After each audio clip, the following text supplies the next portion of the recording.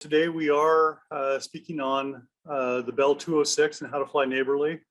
Our panelist today is Juliet Page. She's the chair of the HAI Ifly Neighborly Working Group, the environmental working group. I guess I got the old slide, Juliet. I do apologize. I think I did the same thing last time.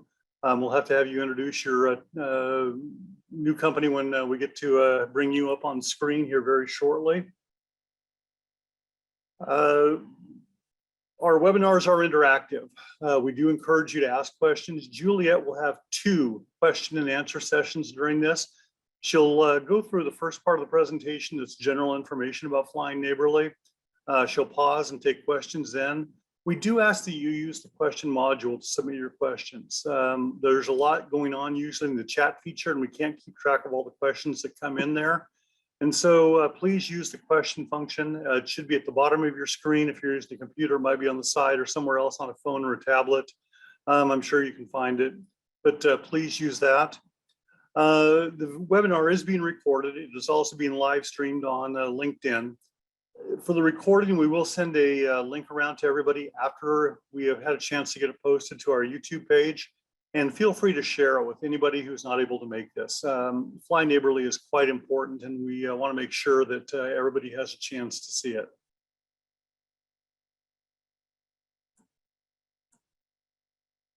I do want to welcome you today. One of the cool things when I first started working in this industry is I was at a company picnic, and somebody flew over us in a helicopter, and it was amazing to see how many people looked up to see if they recognized the operator, if they recognized the pilot, looking to see what model the helicopter was. I still do that today. The thing, of course, that draws our attention is the noise. And so there are plenty of other people who are looking up at the same time. Not all of them have the same interest we do. And despite all of the great work done by helicopters and the helicopter crews, noise still remains a big problem for our industry. In fact, opponents right now of tours are doing everything they can to restrict helicopter operations in national parks. Opponents of almost every kind of helicopter operations are working hard to ban flights in Hawaii and New York. As an industry, we are working to reduce the effect of our noise through quieter aircraft designs and, of course, programs like this, special routings, fly neighborly, different techniques. The fact that you're here today, that wanting to learn what you can do to reduce the impact of your helicopter noise on your neighbors means that you're part of the solution that we need. And I'm going to ask you to go to the extra step, and I mentioned this a minute ago, the fact that we're recording, share the recording with people who are not able to be here today. It's not that they don't want to necessarily in most cases, but they're out there working. We know that that happens quite a lot. So when you do get the link, feel free to share it with everybody.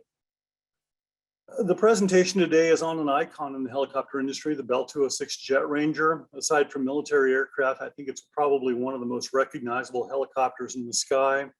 If we want to keep it and other helicopter models in the sky so that we can continue to look up as they fly past, we need to fly neighborly. And I'm grateful to Juliet, Amanda, Eric, others on the Fly Neighborly Working Group for the research and assistance they're providing to help keep the rotors turning. So with that said, I'd now like to invite Juliet to turn her camera on, and we can begin the presentation for today. Okay. Hello, Juliet. Hello, thank you. Hi, everybody. Thank you for joining, appreciate it. Okay, let me share my screen, and where is the screen share button? Here it is. All right, I want that screen. I need to turn the sound on. Go into presentation mode. Take just a second. And go to the right view. Okay. So hopefully you guys are able to see that okay. So I'm Juliet Page. I'm with Blue Ridge Research and Consulting. They're in Asheville, North Carolina, but I live in the Annapolis, Maryland area, just outside of Washington, D.C. So we'll get started here in just a second with Fly Neighborly. I will turn my camera off, and hopefully that'll maximize the room you have on the screen to see what's going. You don't need to watch me. Okay, there we go. So hello and welcome to the Fly Neighborly training module on noise abatement for helicopter approach operations. The first module, part 1, is part of a 2-part training session that provides general information on helicopter approach noise and how approach noise abatement guidance is developed for helicopters.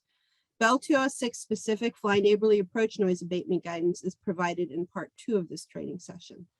This training is supported by the Helicopter Association International, the Federal Aviation Administration, and the U.S. Department of Transportation Volpe Center, and the NASA, National Aeronautics and Space Administration, or NASA.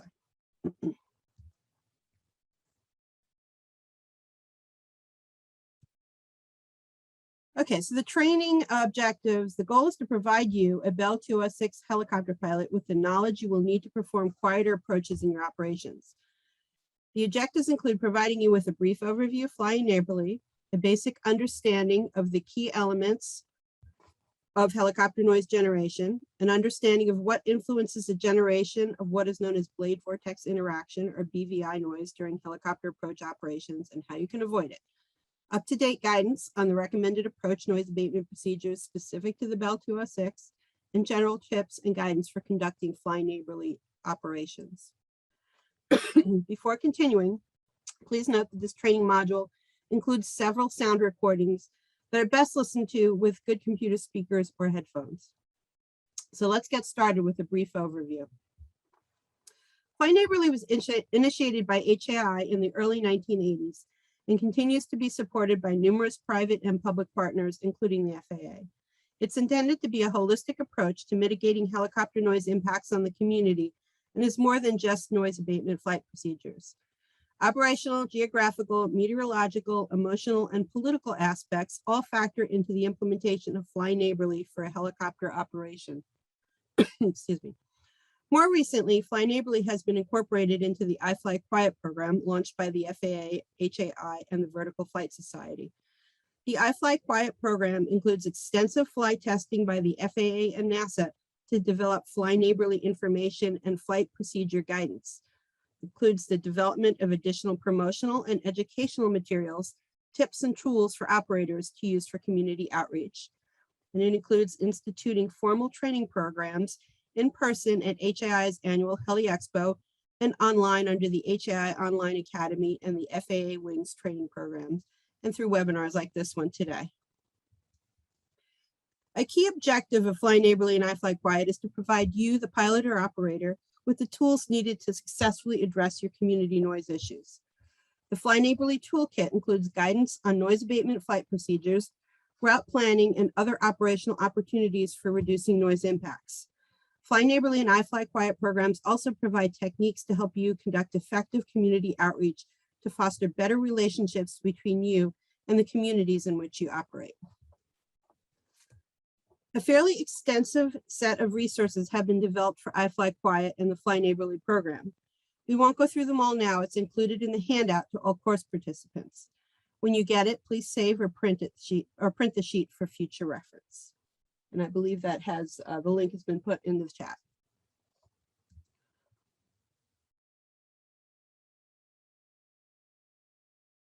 Okay, so when iFly Quiet, with iFly Quiet support, the HAI Fly Neighborly program provides general tips and recommendations for quieter helicopter operations, in addition to model-specific noise abatement guidance. A downloadable flyer is also available on the HAI website. The slide is also included on the handout. And additionally, there's a poster version of it, as well as just a regular 8.5 by 11. So a lot of folks like to tape that into on the door heading out to the hangar or other bulletin boards in their operational areas. So several of these tips are relevant to conducting fly neighborly approaches. First, descents less than 50 knots are not recommended. The long duration of approaches at these low airspeeds can be annoying, independent of the noise levels. Second, routing changes can be, and in some cases, more effective than flying noise abatement procedures. We'll get into that later in the course in part 2. Third, straight-in flight is generally quieter than turning flight during approaches, although turns during approaches may be desirable if the routing avoids noise-sensitive areas. Finally, when executing turns during approaches, turning away from the advancing side of the main rotor is typically quieter than turning into it. and level turns are generally quieter than descending turns. The objective of this next section is to provide basic understanding of the helicopter noise and in particular helicopter approach noise. Key elements include an overview of the primary noise sources emitted by a helicopter in takeoff, cruise, and approach, and an understanding of blade vortex interaction noise, also known as BVI noise. This is the dominant helicopter source noise during approaches. Helicopter noise is complex. It's typically rotor noise dominated with multiple source noise mechanisms that emit noise with varying characteristics in different directions from the aircraft. These rotor noise sources include thickness noise. It's due to air displacement by the rotating rotor blades. It trends with both rotor speed and blade thickness. It's emitted in the plane of the rotor in the forward flight direction and is typically most important for cruise noise. High-speed impulsive noise, or HSI noise, is a noise associated with the formation of shocks on the main rotor blades near the tips. It is also emitted in the tip path plane and projects forward of the aircraft. HSI noise typically only occurs at high forward speeds or low ambient temperatures for helicopters designed with higher blade tip speeds. Rotor blade loading and non-tonal broadband noise are projected out of the rotor tip path plane of the rotors. They're an unavoidable byproduct of the air loads on the main and tail rotor and rotor blades due to the generation of lift. Excuse me. Blade vortex interaction, or BVI noise, typically only occurs during descent conditions and can be emitted below the rotor tip path plane, both forward and aft of the aircraft. The rotor source noise is generally the primary component of approach noise and will be covered in greater detail later in this training module. All of these noise sources are evident for both main and tail rotors, but usually only loading and broadband noise come into play for the tail rotors. Tail rotor noise typically is not a factor for helicopter approach noise.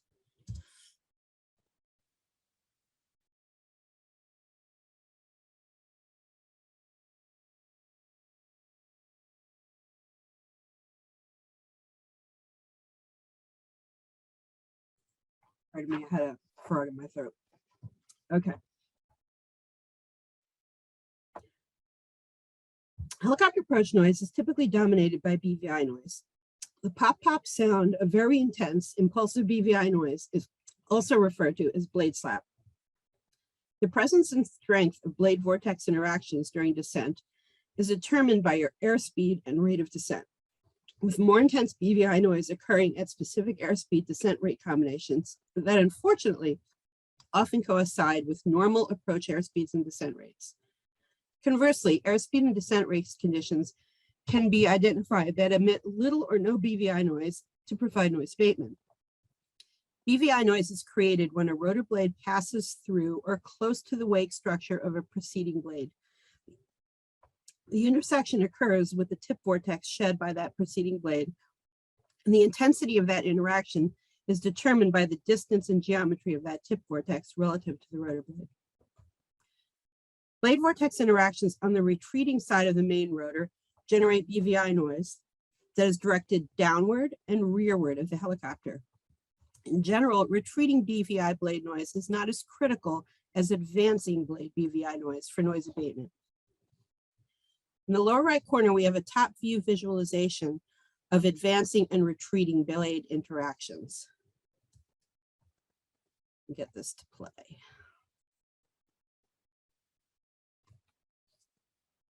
BVI noise is a very impulsive noise that is typically also very directional from helicopter, depending on how and when the interactions occur during the main rotor rotation. BVI noise can travel long distances and trigger high annoyance on the ground. BVI directivity can shift with changing descent conditions, changing where the peak impacts are on the ground relative to the helicopter's flight track. BVI interactions on the advancing side of the main rotor generate BVI noise that is directed down and forward of the helicopter. Both noise abatement procedures or routing can be effective for reducing approach noise impacts to fly neighborly. Because of the strong relationship with airspeed and descent rate, BVI noise is typically the helicopter source most amenable to reduction or elimination by changing your flight condition. And hence, it has long been a focus for the development and implementation of fly neighborly noise abatement procedures. It is also the focus of this training module.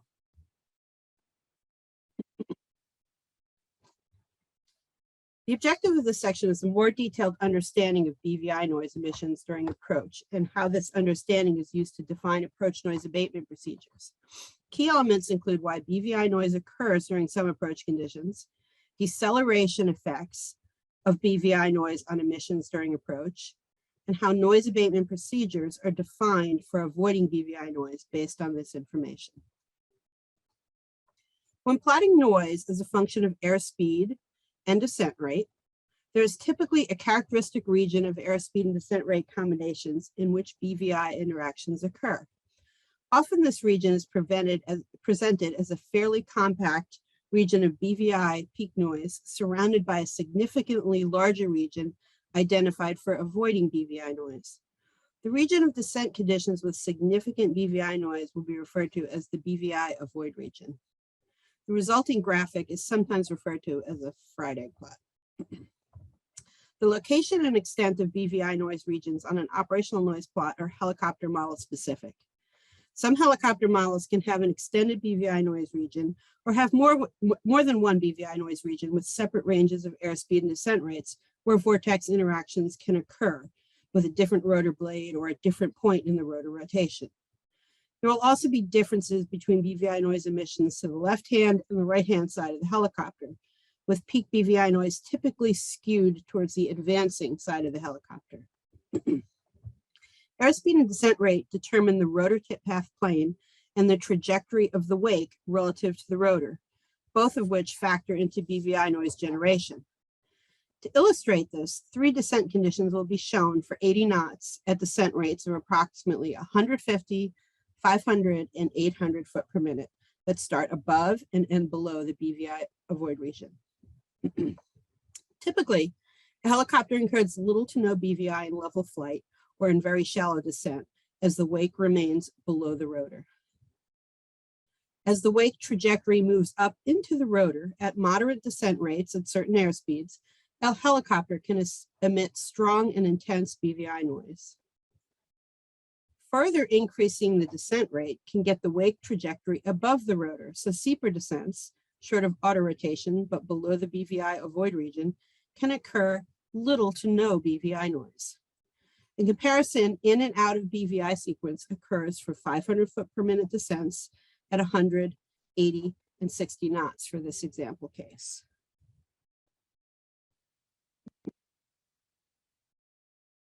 In addition to changing airspeed and descent conditions, deceleration can be an effective tool to reduce or avoid BVI noise. Past testing has shown that a helicopter can quietly transit its high or peak BVI region by decelerating through it, as shown by the red arrow. Deceleration significantly increases aircraft pitch attitude, as if the helicopter were operating at a higher descent rate or glide slope, as shown by the green arrow. Now we'll listen to a helicopter approaching both at a constant descent condition in the BVI avoid region and decelerating through it. So here's the first one. We will play this first one, constant descent in the BVI region. Let's see.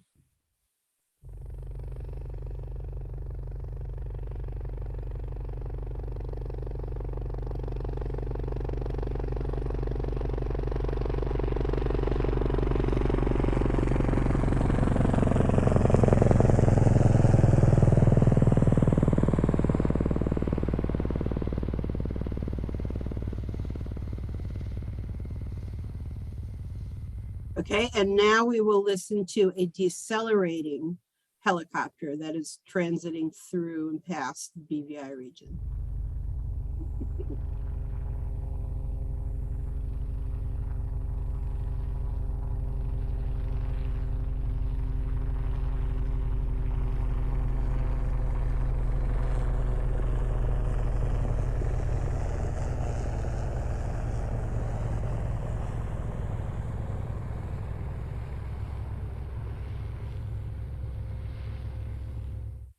Hopefully you heard the differences there. So decelerating can also aerodynamically put a helicopter into its BVI avoid region. This can occur when a helicopter is executing a shallow or low descent rate approach, and for some helicopters can occur in level flight at low airspeeds.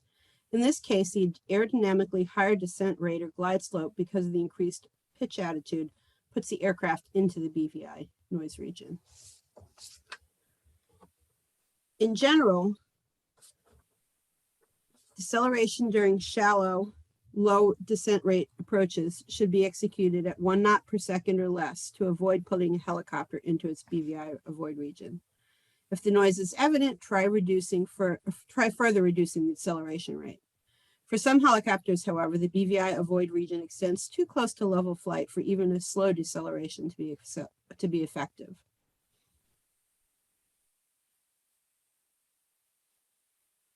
The position and extent of the BVI avoid region, operational considerations and constraints, and safety considerations all factor into the development of approach noise abatement procedures for a specific helicopter model. For example, if altitude and conditions permit you to do so, establishing a descent condition below the BVI avoid region at 600 to 1,000 foot per minute and 80 to 100 knots is likely to be operationally and acoustically effective.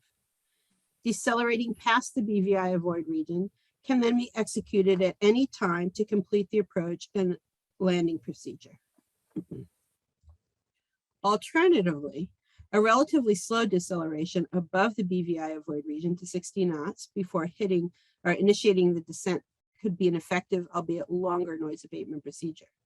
Any subsequent deceleration to complete the approach and landing for this procedure would be at airspeeds below the BVI avoid region.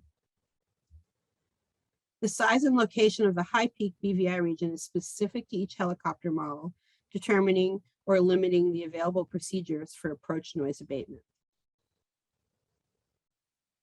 Okay, the key takeaways from this first part here are airspeed, descent rate, and deceleration determine the presence and intensity of BVI noise during helicopter approaches. Every helicopter model has its own characteristic range of airspeed descent rate combinations with significant BVI noise. Excuse me. Deceleration effects can help you avoid or put you into high BVI noise, generally helping at higher descent rates, but causing or worsening BVI noise at lower descent rates. Noise abatement procedures use low BVI airspeed descent rate combinations plus deceleration to avoid BVI noise during approaches. So I'll check now and see if there are any questions before we dive into the Bell 206 specific part. We did have a couple of questions come in, Juliet. All right. Both of them look kind of interesting to me. Does a Notar helicopter have less noise than a helicopter with a conventional tail system?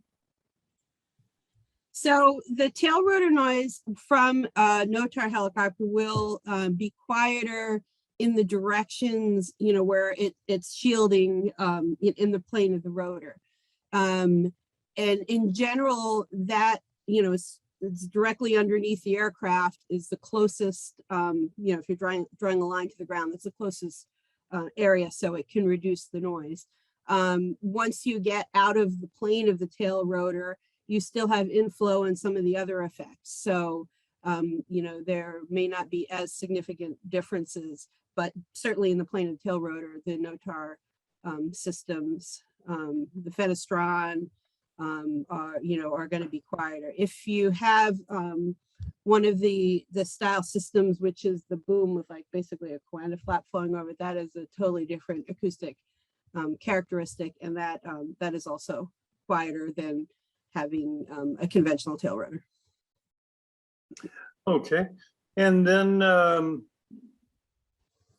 why does a Huey helicopter seem louder than a 206? Is it the size of the rotor blade that makes the difference?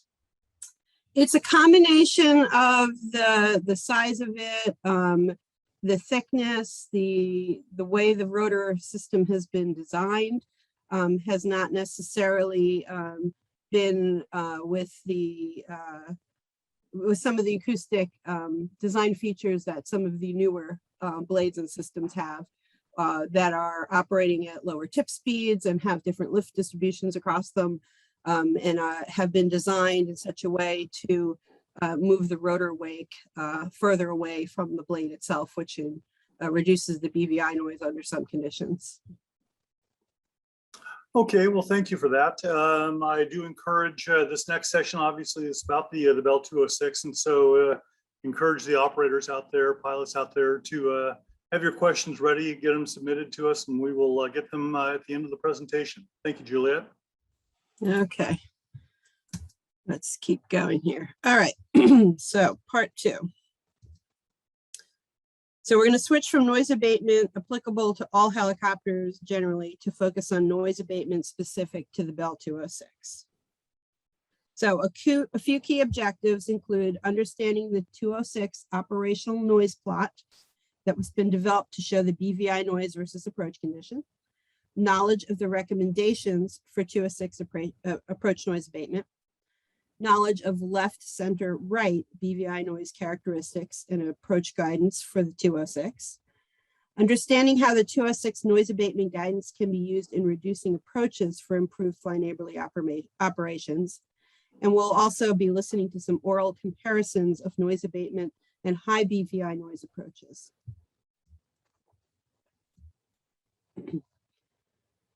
Let's take a look a bit more depth at the 206. A joint NASA FAA noise flight test for the Bell 206 was conducted in 2017. Objectives of this test included noise measurements with a large area of microphones over a broad range of descent conditions, initial identification of testing of potential noise abatement procedures and maneuvers. Test outcomes included on-site field observations and ground noise measurements for each approach test point, as well as evaluation of preliminary noise abatement procedures. A post-test outcome is the operational noise plot specific to the 206 that provides insight into the 206 BVI noise impacts on the ground during approach operations.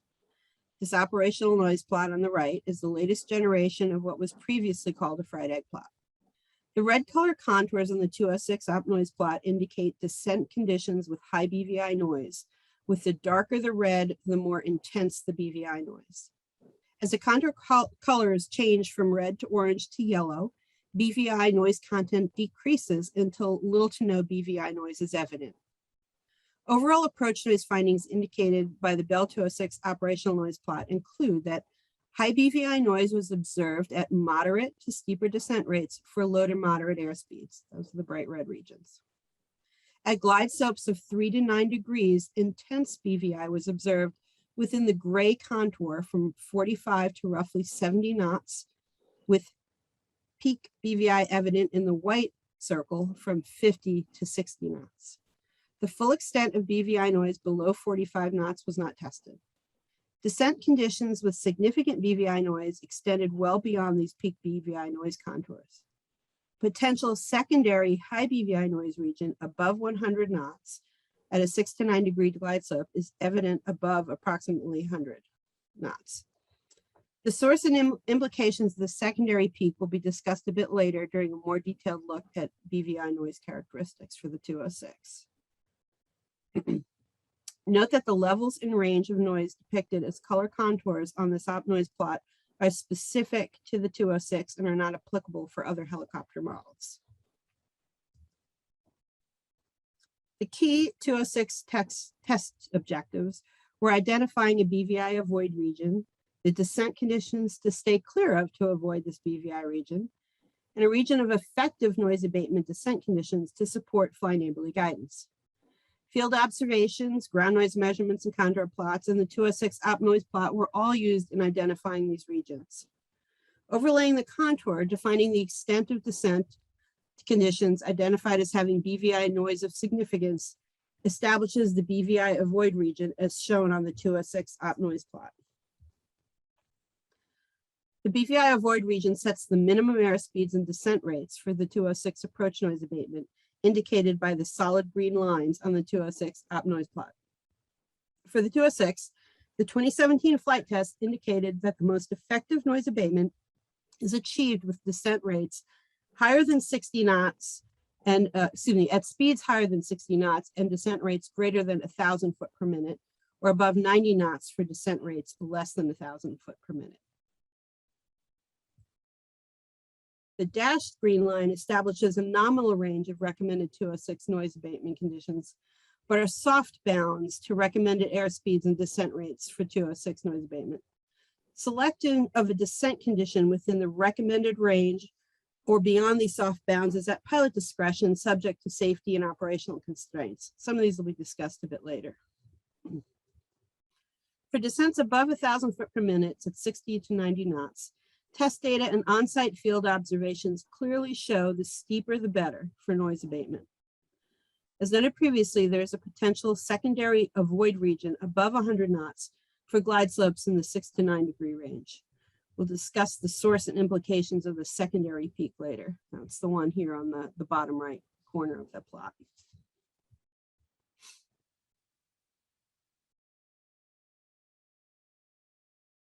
Okay, for the recommended 206 approach procedure, first transition from cruise to a descent condition in the green box. How this is done is not critical, but maintaining airspeed above 90 knots while transitioning to the steepest descent conditions is recommended to avoid BVI noise.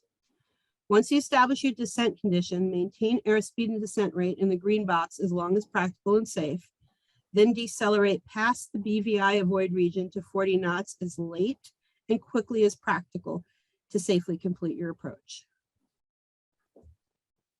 For approaches at 1,000 foot per minute or greater, deceleration can be executed anywhere between constant descent rate and constant glide slope. For approaches less than 1,000 foot per minute, a constant descent rate deceleration is recommended. That's the second green bar.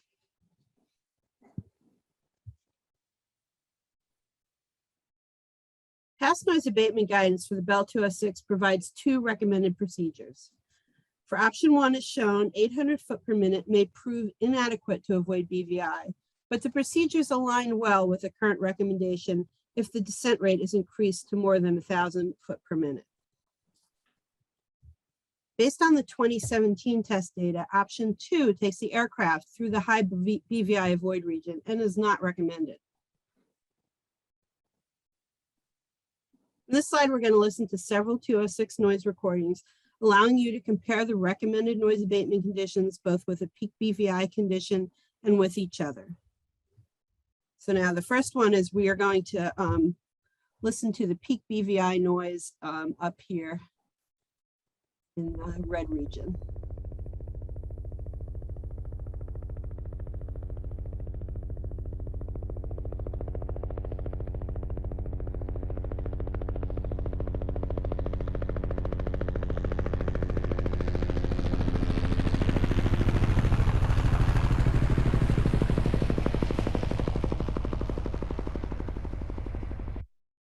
Okay, and now we will listen to the recommended greater than 1,000 foot per minute.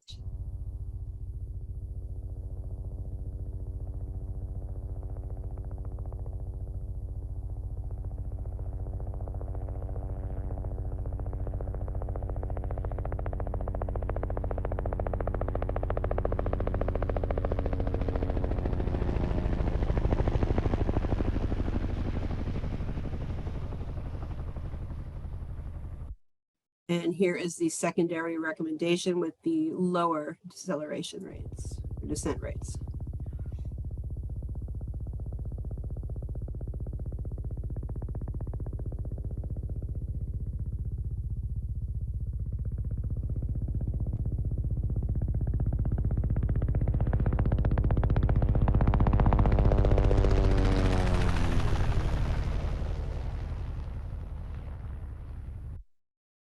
So you'll note that at least some BVI noise was discernible in each of these recordings. They were made near the flight track, and as discussed later, much of the noise reductions achieved with the 206 abatement are observed to the sides of the flight track. Additionally, the recording for steeper approach played here is only slightly above the minimum 1,000 foot per minute descent rate recommended below 90 knots. Noise abatement significantly improves with increasing descent rate. So going steeper is recommended if practical and safe. For 206 noise abatement, the recommended high descent rates or deceleration rates in particular bring to bear multiple practicalities and safety considerations for executing these approaches.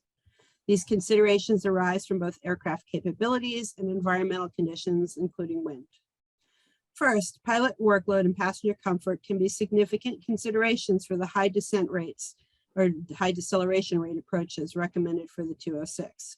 White knuckle approaches are not to the intent of this guidance. You may, for example, have to fight to get the aircraft down when executing a steep descent with a tailwind, particularly if you're initiating the descent from a set waypoint.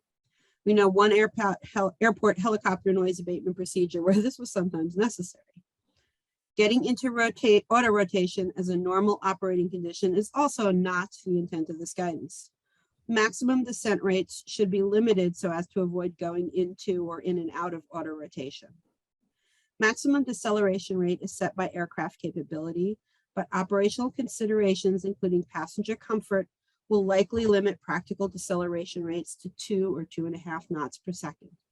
This sets the minimum time required needed to decelerate for landing, which in turn sets the minimum starting altitude needed to complete deceleration.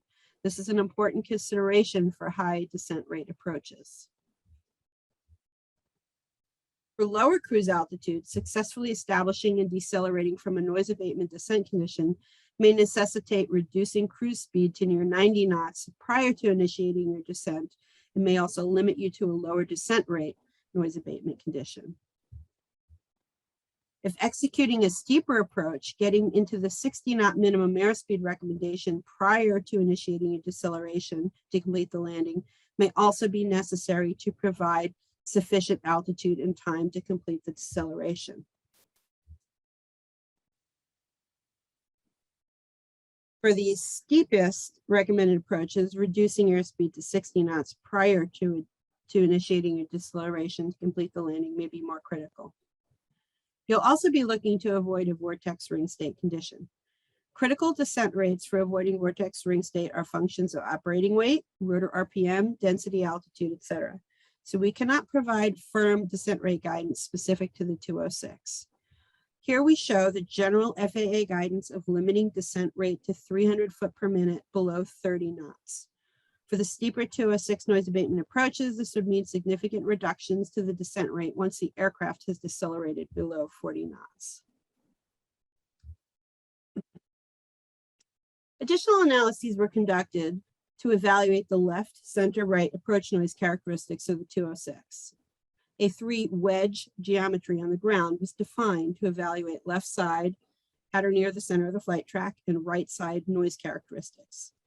This wedge geometry is centered on, and the red arrow represents the flight path or the track into the heliport or landing point. The at or near flight track wedge will be referred to as the center wedge. The boundaries of the center wedge and the ground are fixed, so what constitute the lateral extent as opposed to what is far left and far right for the side wedges is dependent on how steep an approach is executed. For moderate approaches near 6 degrees, the lateral extent of the center wedge will be approximately 45 degrees out or down from the helicopter. So if you look out at a 45-degree angle, that's about where your center wedge will be. Note that the outer boundaries of the side wedges are not really hard boundaries. Although noise further decreases past the side wedges, results obtained for the side wedges will extend for some distance past the edges.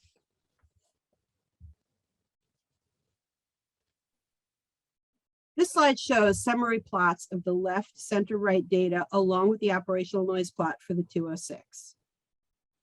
The left, center, right dot plots are primarily intended to show additional insights into general 206 BVI noise trends with changes in airspeed and rate of descent. Several takeaways come from comparisons of the left, center, and right noise data trends. First, the highest BVI noise occurs in the center wedge. Significantly lower noise was observed to the left and to the right, with the lowest noise found to the left of the Bell 206. 206 BVI noise generally decreases with increasing airspeed. Left side noise is both very low and fairly independent of descent rate. The center near the flight track noise generally decreases with increasing descent rate, particularly above 60 knots.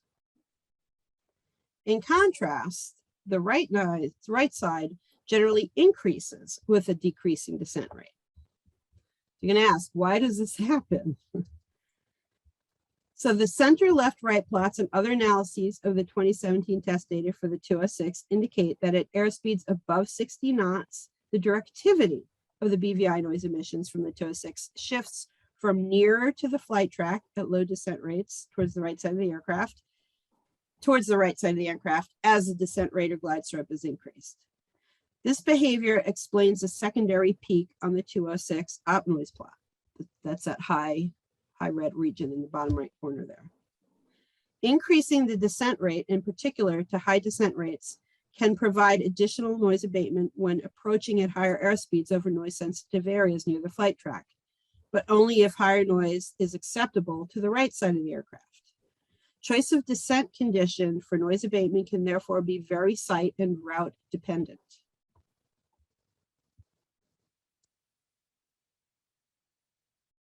So the key takeaways for the 206 come from comparisons of the left, center, and right op noise data. First, peak noise occurs in the center wedge, so avoid approaches directly over or near to noise sensitive areas when possible. Second, when practical, route your flight operations to keep noise sensitive areas to the far left or far right of the 206. What constitutes far left and right will be somewhat site specific. Third, keeping noise sensitive areas to the far left side of the 206 is the most noise abatement effective option for reducing noise. Sample 206 noise recordings are again provided for comparison of the left, center, and right noise for the recommended approach conditions with recordings made at high BVI noise condition. So let's listen to a few. So we'll start by listening to the peak noise center under track. So this corresponds to this high region, the avoid region here, and we will listen to what it sounds like in the center wedge.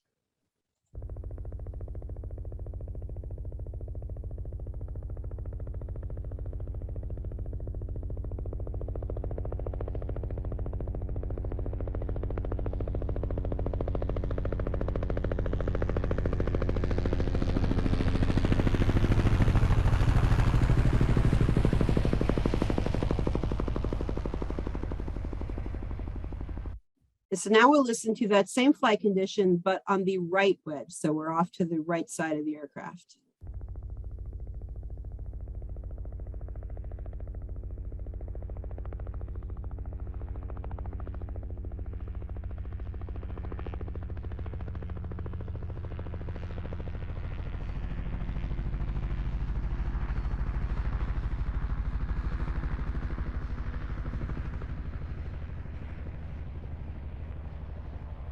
But even that was still flying through the BVI avoid region. Off to the far right, it was considerably quieter with less intensive BVI. And we will listen to the left wedge for that same region, BVI avoid region.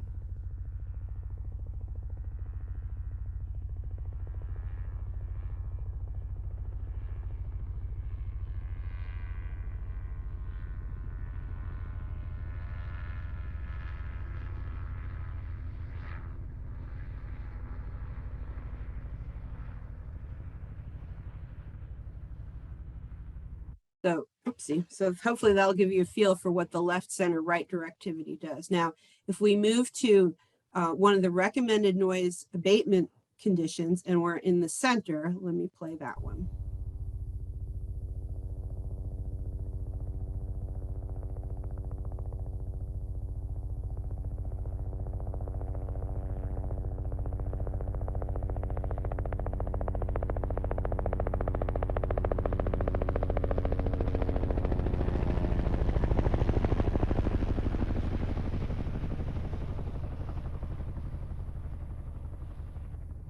You could still hear a little bit of BVI, but it was less intense than the first one I played in the center region. Now let's listen to that same flight condition on the left side of the aircraft.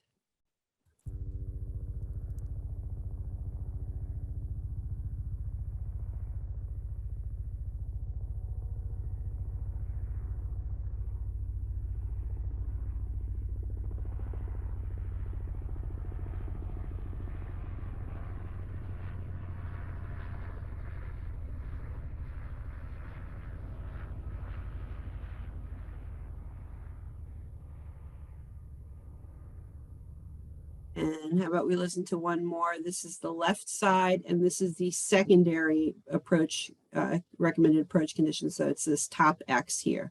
So this is the left side of the aircraft.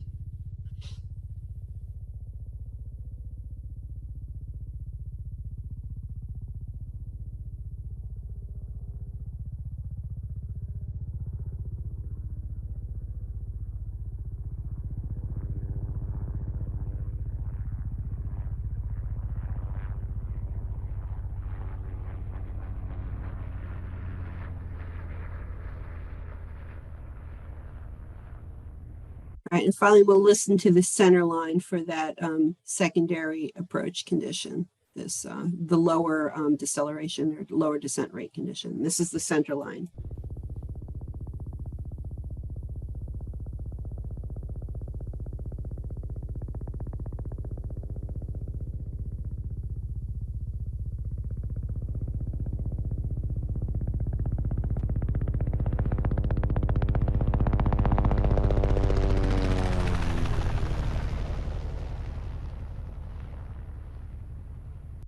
So again, has a little bit of BVI in it, but it's much less intense. So we'll go back to this very first one, which is the center line in the high noise BVI avoid region.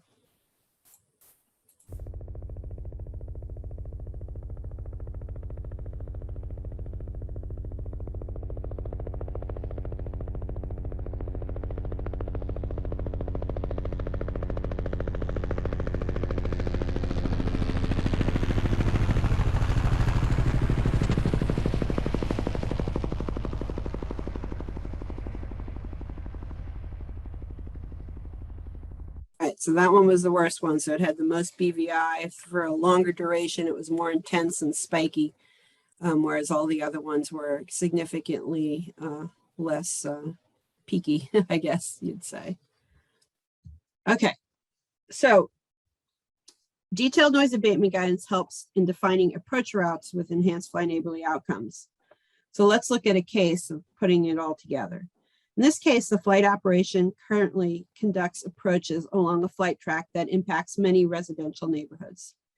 Executing 206 approaches that utilize the recommended noise abatement descent conditions, for example, maintaining cruise altitude as long as possible, then executing a steep approach, may be sufficiently effective.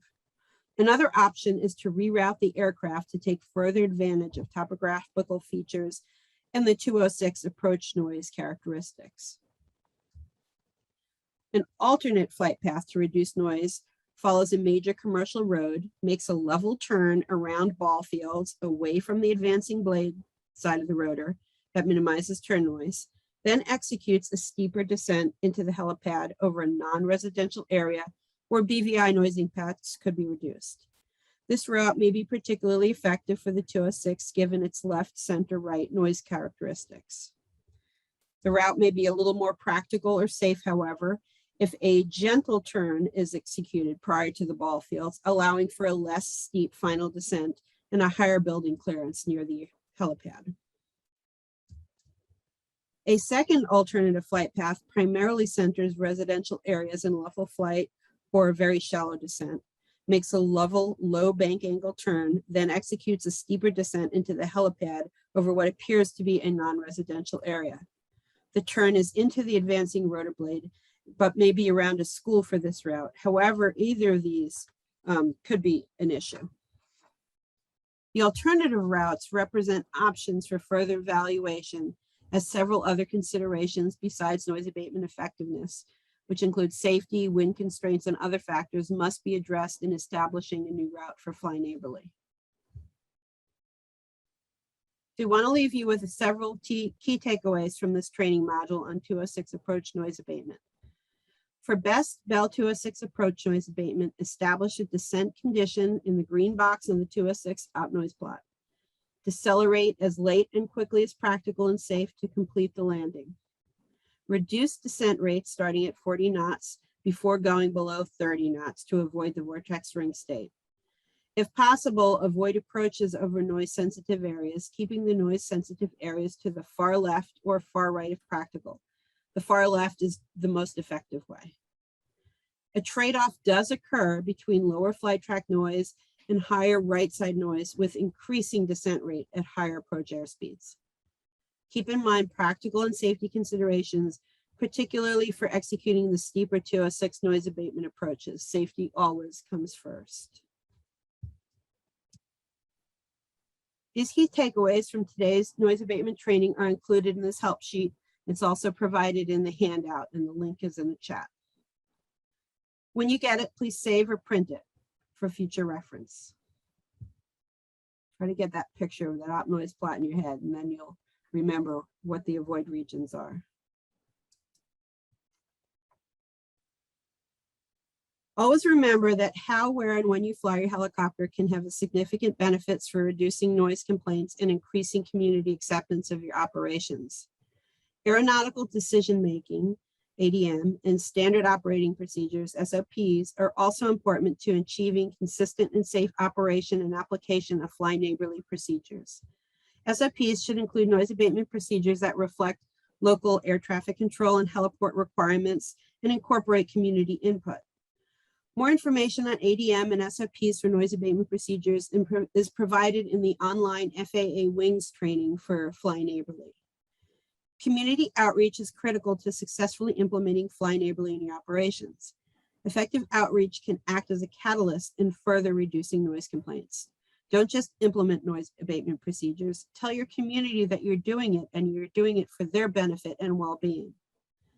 And finally, developing and implementing Fly Neighborly is not an exact science. If at first you don't succeed, try again. So I will see if there are any additional questions you have at this point. Well, we did have one question come in. It looks like there's another one coming in as well. Well, let's start with the first one.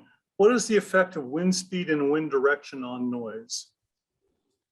So wind speed and wind direction affects what your airspeed is, obviously. So the geometry of the blade vortex or the wake coming down can be affected by it. So if you're on like a fixed trajectory heading to a point on the ground and you have a mass of air moving past it, it can be reflected as a different geometry. So it can affect the relationship between the blade vortex and the blades itself. And so it can either move you into or out of BVI as well. So you need to take, obviously you have to take wind speed into account. Some of the things, if you've got like a tailwind and you're trying to get down for a steep approach, it can put you into like an auto rotation state as well, because your effective flight path angle is even steeper. And on the flip side, if you have a headwind, that could make your flight path angle, effective flight path angle, even shallower. So it's it depends on if it's a headwind or a tailwind. Makes sense. Okay, appreciate that one. Somebody asked, do you ever invite the community to observe when you were conducting these experiments? I wouldn't say we invited the community to conduct the experiments. Generally, we're conducting in remote airfields that are under very quiet acoustic conditions, so we can get good signal to noise. We have had observers in at the tests over the tests we've conducted over the years. There is a training module called Auditory Techniques, and that's on the HAI Academy, that explains a method that any operator can use by active listening to their own operations flying into or out of their normal areas. And so we go through the training of how to listen to these particular noise effects, how to hear the BVI and record it, and how you can actually in situ adjust your operations to reduce the noise. You know, if you're standing in a community where it's a noise critical area, you can listen to your own operations, and maybe the next time they fly in, they either have a different flight path or they've chosen a different deceleration rate or approach angle or something like that. And you can actually, at that location, it takes you through the training to be a critical listener, to be able to adapt your operations accordingly. But we haven't had general public into our flight testing because they're remote and we need absolute quiet and and things like that. But through the community approach, there's certainly opportunities there to get the public and the communities in which you fly more involved. Well, that brings up another question. Do you have you thought about developing, or the Fly Neighborly Committee thought about developing a course to inform the local communities on how helicopter noise works? Yeah, so the Ifly Quiet program has a wealth of information about that. And that is catered to operators being able to provide effective community outreach. There's a long detailed report.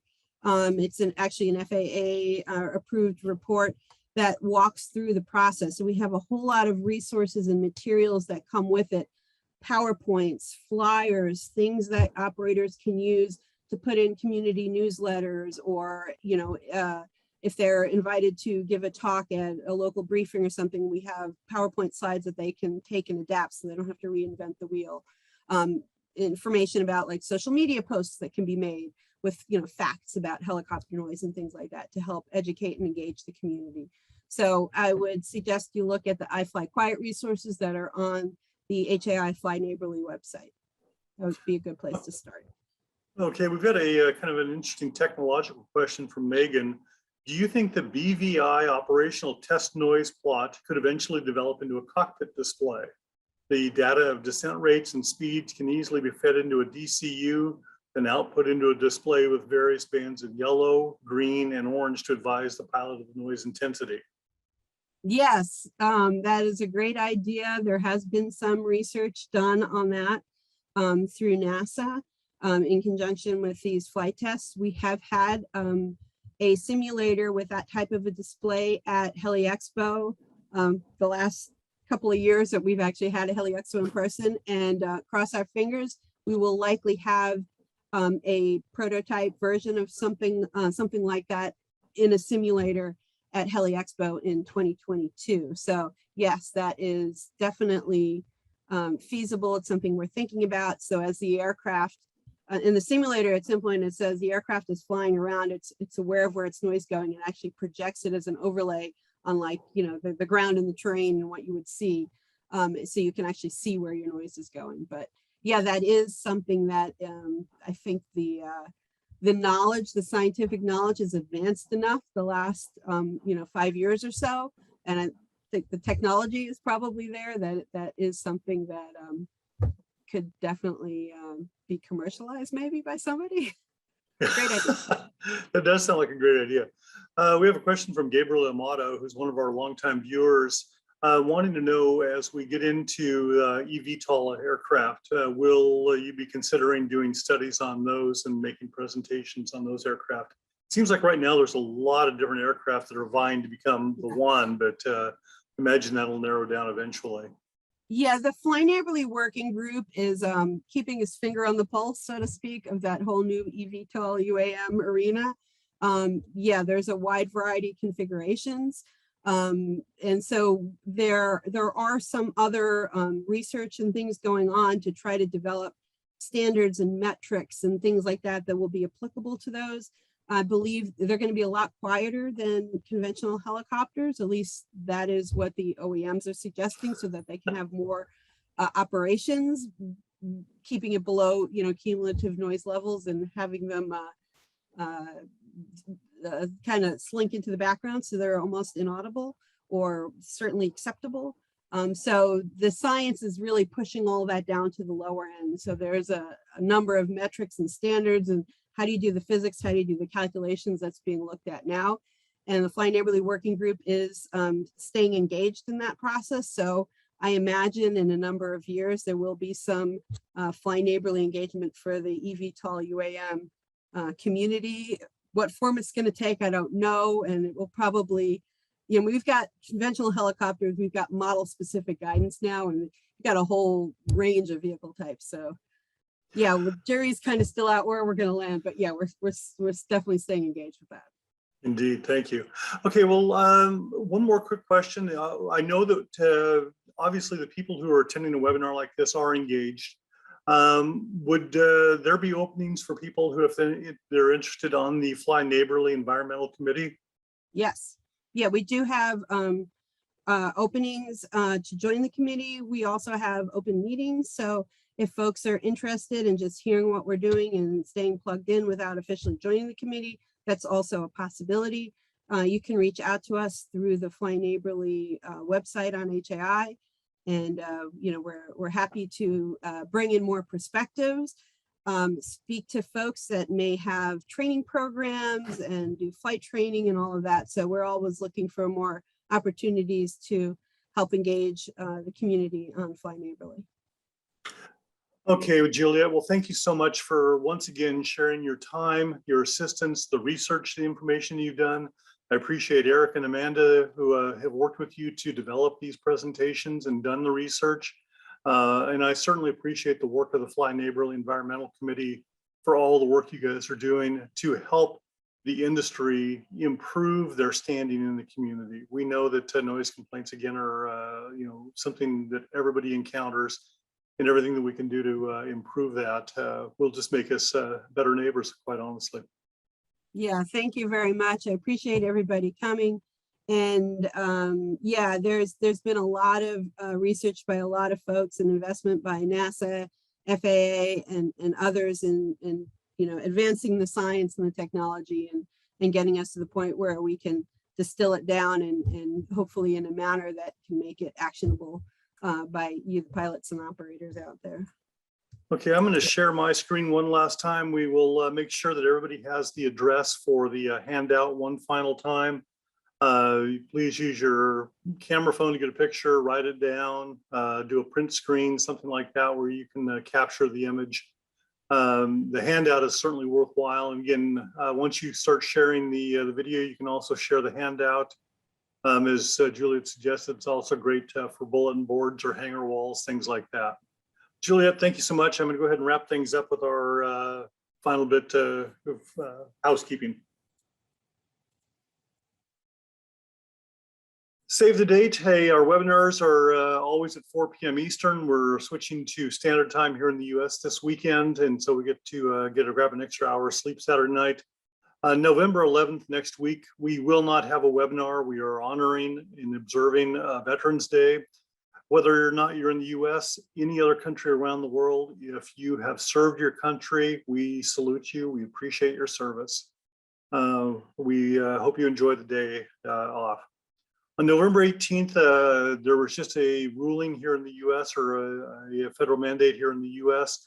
If your company is over 100 employees, and we have a lot of operators and a lot of MROs that are over 100 people, they will be mandated to have COVID tests or COVID vaccinations for their employees. And so we are expecting to have either one attorney or several attorneys coming on to discuss what this means for your business. We'll look forward to that one on November 18th. And that might be the last one for the month. I think we have the Thanksgiving holiday coming up the following week as well. Speaking of follow-up questionnaires, we got the questionnaire coming to everybody here very, very shortly. Tell us what worked, what didn't work, and please suggest future topics for us as well. We do use your input on these webinars. And finally, if there is something you'd like us to know about, please, what HAI can do for you, please let us know. The easiest way to do that is president@rotor.org. Send Jim an email and let him know what's on your mind. And he does task our staff with handling those emails. Some of them he will respond to himself as well.